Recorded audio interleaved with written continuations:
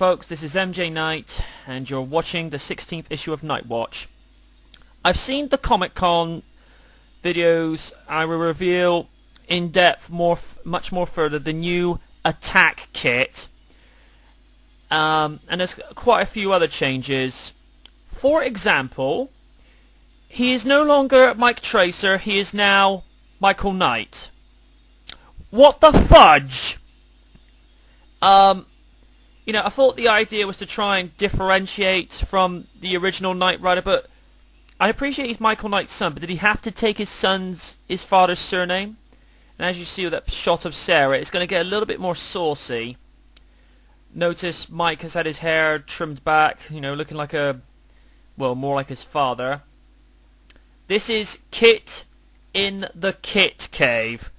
Oh dear. I think someone's been watching Adam West's Batman, or been heavily influenced by it. I like how, from what I've seen from previews and whatnot, how very technological this new Knight Rider is going to be. But one has to wonder if they're raising the bar a little bit higher than usual. I mean, don't get me wrong. The 80s compared to this is, well, the 80s is a very, very basic look, but I don't know, there's pushing to improve things, and then there's going too far. And I don't know, I just wonder, I mean, it's a brave move that they're making with making it look more techno, but I'm wondering, like I say, if they're just pushing it too far. Now, as you'll notice, as I said in the last issue, they're not going to do a rewrite. Kit will transform from a pickup back into his normal self. Now granted, these pictures are not brilliant, but all I've done is done print screens off of YouTube.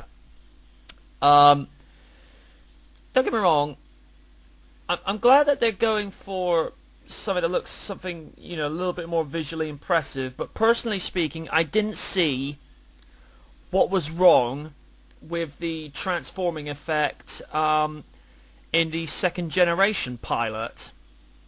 And if you'll notice in this next snapshot, this is where the Lamborghini doors comes into play. So Susan Tale, you were right, he does have Lamborghini doors, and it looks crap. But Gary Scott Thompson went into great detail for Knight Rider Online and said that, you know, this thing at night looks fierce, aggressive, and it's called Attack Kit for a reason, because it will shoot out flares, rocket launchers, and whatnot. So this is not Super Pursuit Mode, this is Attack Kit. It will turbo boost, but apparently it will only turbo boost in attack mode so far. And here we are, folks. Do apologise for the quality of some of the pictures, because they're not brilliant. But this was the new attack kit that was revealed at Comic-Con. Remember how I told you last time in issue 15 a few days ago that there would be hot rod exhaust at the rear wheel that you can see there? Large race spoiler with Deanna Russo as Sarah and Gary Scott Thompson as the executive producer. Larger spoiler. The roof has actually been lowered a little. Apparently there's something like with car engineers said this will actually make the car go faster, make it a bit lighter. There we are, folks, right on the hood. Granted, Justin Bruning's blocking the view, but there we see the hot rod exhaust, and notice that kit, body kit. No, poor use of words, I digress. And hot rod wheels. I don't mean to sound like a pessimist, but I'm starting to have doubts about this now. I mean, I appreciate that when you do make drastic changes like this, you've got to make bold moves and take risks. But there's taking calculated risks, and then there's taking risks for the sake of taking risks. And I have to be honest, I'm very, very skeptical about this. I mean, don't get me wrong, it looks amazing, it looks impressive, but, what was wrong with the way Kit used to look? Now, notice in the center screen, that is now Kit's new voice modulator, and as you can see, the windscreen will have touchscreen capabilities. Now, what was wrong with the touchscreen voice modulator that KITT had in the pilot? I mean, what the fudge? I mean, it does look impressive, and it does meet the criteria for what's impressive to, the technological generation of this generation. But come on!